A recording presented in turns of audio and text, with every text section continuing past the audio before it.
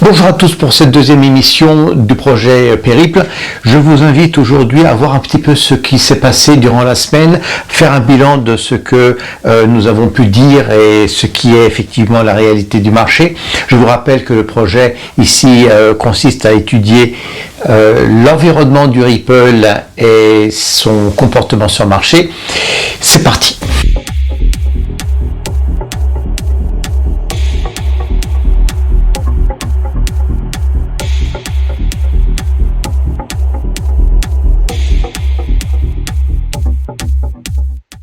Nous avons dit la semaine dernière que nous devions un petit peu attendre que le train haussier qui était en place depuis le début février puisse s'éteindre et supplanter un momentum baissier. Et on avait évoqué que cela pouvait se faire cette semaine.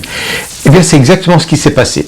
Nous étions donc la semaine dernière, le dimanche dernier, nous étions en cette situation-là avec un marché qui était encore haussier. Et puis, lorsque nous avons hier considéré le marché, nous avons vu que nous avons traversé, c'est-à-dire que nous avons inversé les positions des courbes, donc nous avons traversé ce train haussier, nous sommes en ce moment en plein momentum baissier. Maintenant, si on essaie d'évaluer l'impact, c'est-à-dire l'ampleur de ce train baissier, sincèrement, je ne pense pas qu'il aille très loin. Pour la raison suivante, c'est que vous voyez déjà qu'il y a une certaine résistance autour du prix de 54,60, donc 0,5460, et que cette résistance a l'air d'être bien posée sur le marché. Je ne pense pas donc que le prix puisse baisser en deçà de, on va dire, un minimum de 52,33. Voilà, 0,5233 peut être, on va dire, le point le plus bas du marché à l'intérieur de notre momentum baissier. La raison aussi qui permet de comprendre que ce ne sera pas quelque chose de très lourd porte des fondamentaux, en particulier les élections en Fédération de Russie. Et ça, c'est le premier point que j'aimerais évoquer avec vous dans cette deuxième émission, la relation entre les événements en Ukraine et puis la crypto-monnaie. Si nous regardons un petit peu ce qui a été dit au moment où la guerre a commencé, eh bien nous voyons qu'il y a un contexte qui joue énormément en corrélation avec les cours du Ripple. En particulier, lorsque nous constatons que, eh bien, il y a un peu plus d'un an et demi, il y a même 2 ans, exactement 2 ans, il y a eu une déclaration de Christine Lagarde, qui était à l'époque donc la directrice du FMI, qui affirmait que les crypto-monnaies sont certainement utilisées pour essayer de contourner les sanctions qui ont été décidées par de nombreux pays à travers le monde. Effectivement, lorsque nous constatons la mécanique qui a été mise en place, cette mécanique de sanctions, eh bien, on comprend que le processus de détournement de ces sanctions peut un petit peu avoir ce schéma suivant.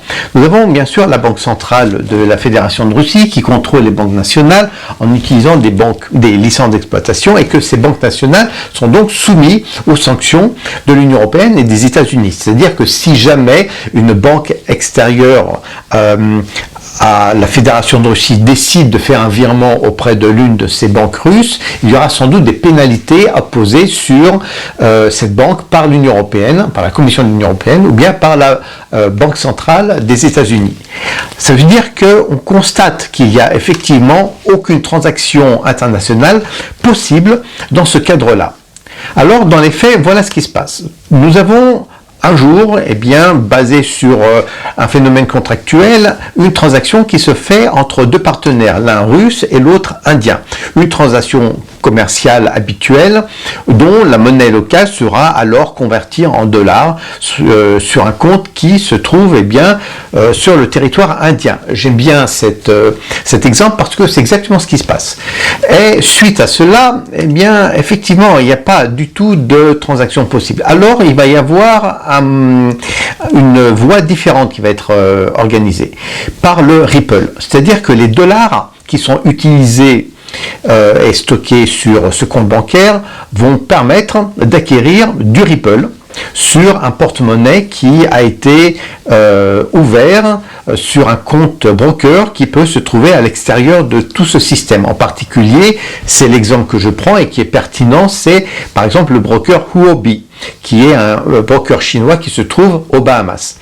Et puis par la suite, eh bien, les choses vont être simplifiées, c'est-à-dire que l'entreprise russe va donc transférer l'ensemble de ses Ripple à travers son porte-monnaie sur un autre porte-monnaie qui se trouve à l'intérieur de la banque domiciliée en Fédération de Russie, pour lequel il a également un compte ouvert.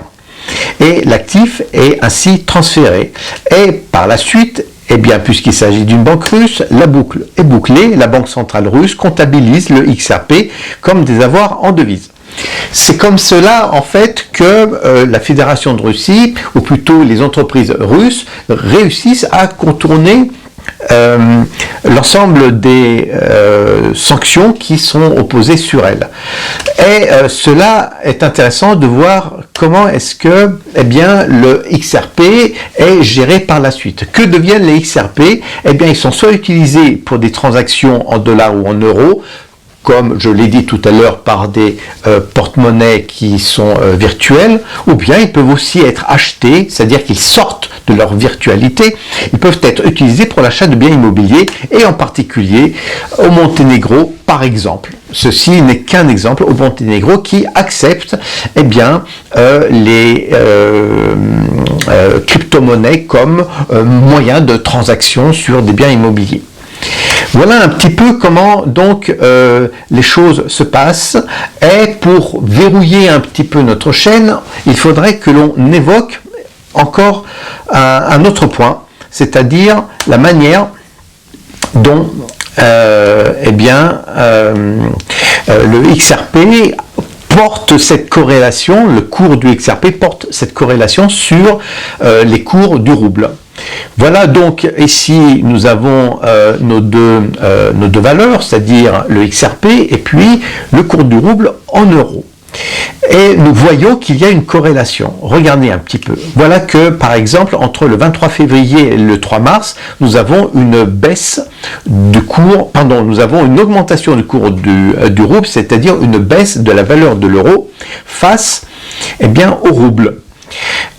Entre donc le 23 février et le 3 mars. Et nous avons la même chose ici. Nous avons entre le 23 février et le 3 mars également une baisse de la valeur en euros du XRP. Ceci signifie que la Banque centrale russe a donc réussi à vendre des XRP pour acquérir des devises étrangères, en particulier ici dans notre cas pour acquérir de l'euro et ainsi renforcer la valeur de sa monnaie.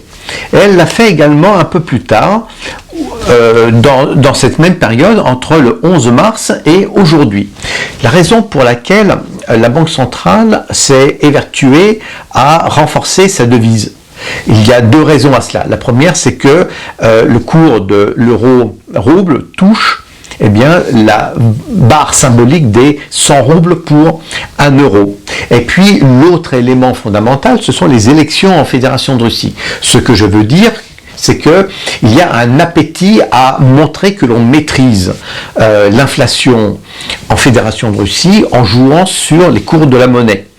C'est-à-dire que, puisque les Russes sont appelés à voter, autant qu'ils votent en toute confiance. Et cette confiance peut être artificiellement construite autour d'un cours de valeur de devises qui porte un peu plus la confiance envers le gouvernement.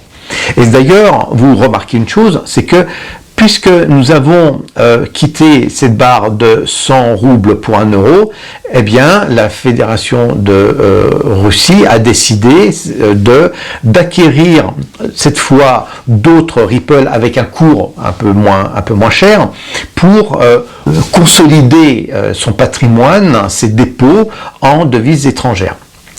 Donc c'est la raison pour laquelle je ne pense pas que le train baissier sur le Ripple devrait être de forte amplitude, tout simplement parce que il n'y a pas de raison politique pour que la Fédération de Russie